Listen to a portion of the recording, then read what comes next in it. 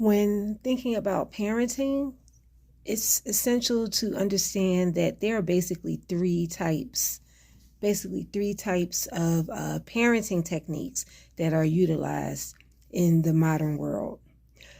Historically, we have in society relied on other people to give us advice for parenting. People such as our pediatricians, we may go to the pediatrician and say, hey, my child is not listening to me. What can I do to get them to listen to me? And the pediatrician would share what he or she thought might be effective to get your child to listen to you. Right. The pediatrician. We've also had nannies and governesses and au pairs and folks that were relatives that lived in. And you may turn to those folks for advice on how to get your child to listen to you, right? In this day and age, with the economy being what it is, with times changing the way they have, we have gotten into an era where we're much more hands-on with our parenting. We want to make the decisions, whether we desire to make the decisions or we understand that society feels that as the parent we should be making the decisions. Here we are. So getting back to the types of parenting, there are basically three types. You have the permissive parent, you have the authoritarian parent, and then you have what is known as the breakthrough parent. Okay, authoritarian. Let's take a messy room, for example. The authoritarian parent might say, go clean the room now. I don't care what you're doing. Stop what you're doing and clean that darn room. It's a mess. And that's it. And that's all. The permissive parent might say, well, I guess when you get tired of the room being that way, you'll clean it up. Or I'm just going to close the door so I don't see the mess that's in the room, right? Out of sight, out of mind. But there is another way. There is a way that's straight down the middle. There is a way that engages your child so that he or she learns self-efficacy, self-agency, learns responsibility and accountability, but also learns to have a voice, learns how to make decisions. Okay, so room is messy. What's your plan to clean the room? But it can't stay that way. What is your plan to clean the room? Well, I'm doing my homework. I was going to stop in an hour and then tackle my room. Okay, that sounds reasonable. All right. Work on your homework for 1 more hour and then stop and get on your room. Okay, now, an hour comes, they stop, they start working on their room.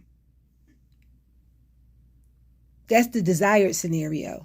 Now, let's say an hour goes by and you peek your head in and they're still working on their homework.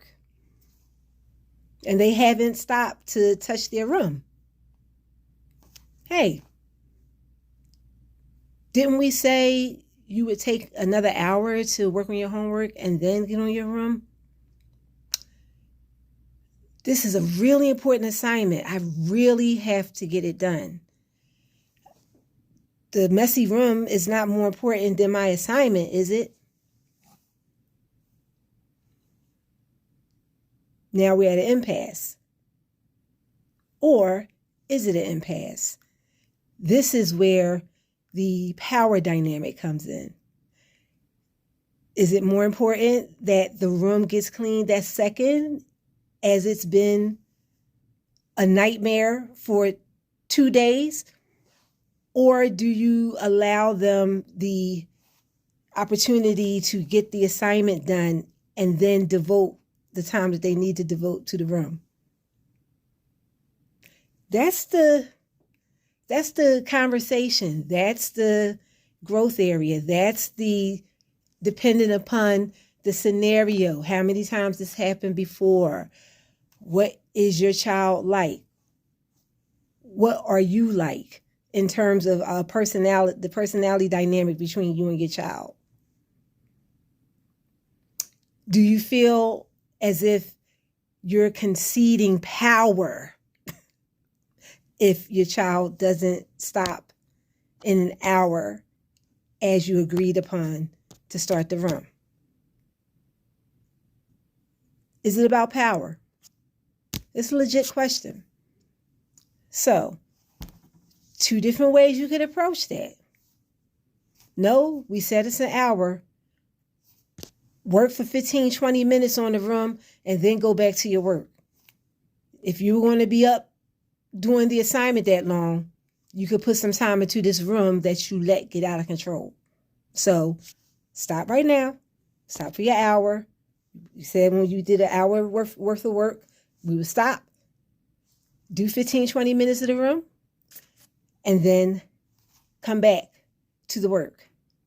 Or you could say, okay, the assignment is more important than the room, as the room has been this way for 2 or 3 days now.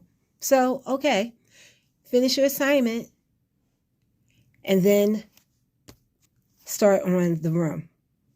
I need to see progress on this room.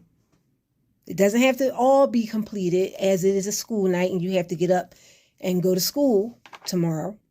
However, I need to see progress. I need to see some work has been done. Okay.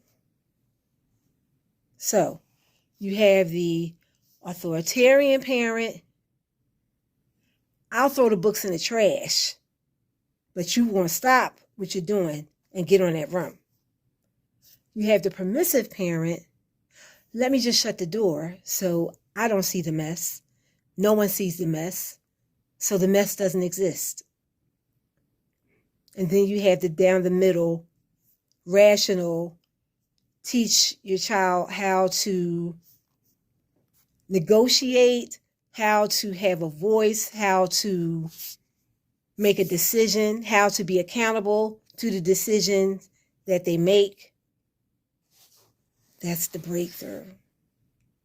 That's the shift. Are you ready to make the shift? Are you ready to leave battles behind? I'm here to help.